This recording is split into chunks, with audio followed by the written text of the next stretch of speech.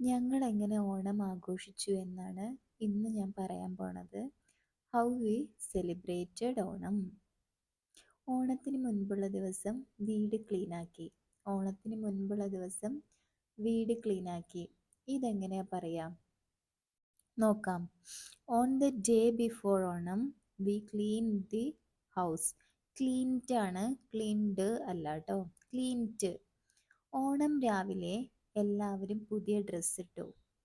On Onam morning every one war new dresses.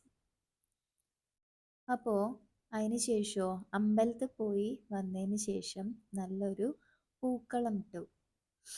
After coming back from the temple we made a super floral art. Floral art എന്ന് പറഞ്ഞാൽ പൂക്കളം. പിന്നീട് എല്ലാവരും ഓണസദ്യ ഉണ്ടാക്കി.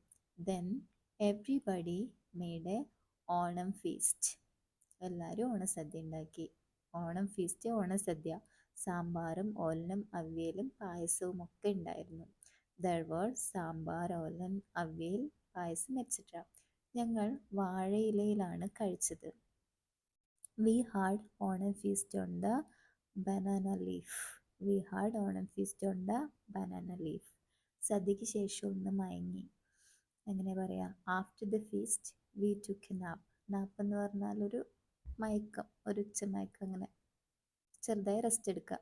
കുറച്ച് ഫ്രണ്ട്സിനെയും റിലേറ്റീവ്സിനെയും വിളിച്ച് വിഷ് ചെയ്തു. അതിനുശേഷം വിഷ് ചെയ്യാണ് ചെയ്തത് ഫ്രണ്ട്സിനെയും റിലേറ്റീവ്സിനെയും. Called and wished some relatives and friends.